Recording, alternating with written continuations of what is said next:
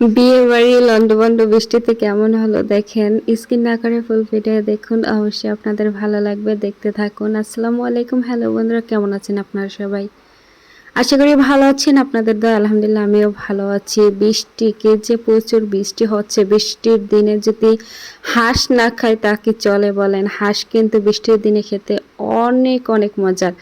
তো আমি আজকে হাঁস রান্না করব, অনেক লোভনীয়ভাবে রান্না করব, যেন জিভে লেগে থাকার মতো। এভাবে টিপস আপনারা ফলো করেন, আপনাদের কিন্তু অনেক ভালো লাগবে খেতে হাঁসের মাংস, আর কোনো গন্ধ আসবে না এভাবে রান্না করলে।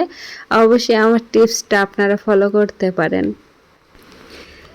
দেখেন কি সুন্দর কালার, কালারটা দেখে তো মনে চাইতেছে এখনই সব কুচকুচ করে খেয়ে ফেলি। তো আমার মতো কার কার এভাবে হাঁসের মাংস পছন্দ বলেন তো বন্ধুরা? আমার কিন্তু অনেক অনেক পছন্দ, হাঁস বলেন বা অন্য কিছু এইরকম আর কি, রাজাহাঁস, চীনা হাঁস আর এই পেঁচি হাঁস, এগুলো কিন্তু খেতে খুবই ভালো লাগে। আমি খুবই পছন্দ করি, আর সাথে যদি হয় খিচুড়ি তাহলে তো বলার মতো ভাষাই নেই।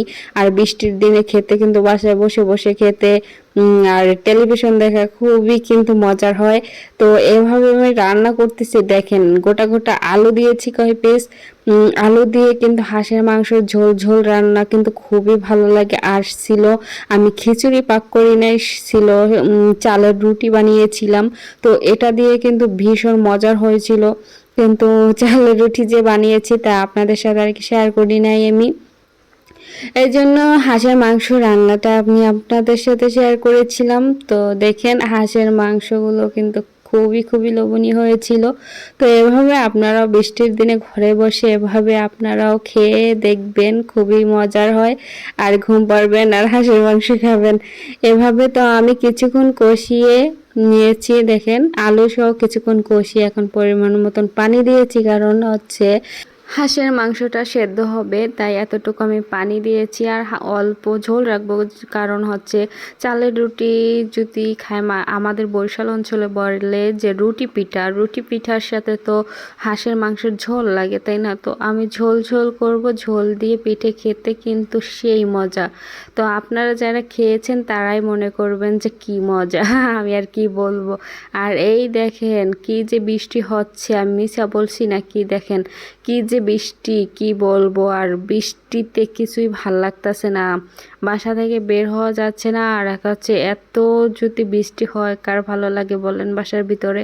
তো আপনাদের সাথে শেয়ার করতে আসলাম, ছাদে আসছি, তাও আপনাদের সাথে ভিডিও করলাম, তাও মোবাইল ভিজে যাচ্ছে, ভিডিও করা যাচ্ছে না।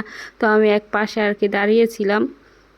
দেখেন কি যে সব কিছু সবুজ শ্যামলের দেশ হয়ে গেছে। এই যে বৃষ্টি পড়তেই আছে, সব কিছু ভিজে একদম কি হয়ে গেছে দেখেন। এখানে আবার নিচে আমার টুসিরে রেখেছি, তো টুসিরে আমি ঢেকে দিয়েছি যেন না ভিজে যায়, এখানে রেখে দিয়েছি। আর ছাদ থেকে পানি পড়তেছে, এখানে উপরে আবার টিন দেওয়া আছে, এই যে পানি জমে আছে, এত পরিমাণ বৃষ্টি। আজকের ভিডিওটা যারা নতুন দেখতেছেন অবশ্যই আমার ভিডিওটা শেয়ার করে দিবেন সবাই। আর নতুন হয়ে থাকলে আমার পেজটা ফলো করে দিবেন, ইউটিউব হয়ে থাকলে আমার চ্যানেলটা সাবস্ক্রাইব করে নিত্য নতুন ভিডিও দেখার জন্য পাশে থাকবেন। আর অবশ্যই একটা কমেন্ট করে যাবেন। এই দেখেন কি যে পরিমাণ পানি পড়তেছে, আর বৃষ্টি কোনো থামাথামি নাই, একটানা একদম বৃষ্টি কালকে রাত থেকে। পাশে আবার বিয়ে হইতেছে, এই বিয়ে বাড়ি তো লন্ডভন্ড হয়ে গেছে বৃষ্টিতে, একদম লন্ডভন্ড। এই দেখেন বিয়ে বাড়ির গেট উড়িয়ে নিয়ে গেছে, আর ওই একটু সাজিয়েছে, তা সব কিছুই কালকে থেকে এত বন্যা যে হয়েছে, আর বৃষ্টি কেমন যেন হয়ে গেছে, সব এলোমেলো।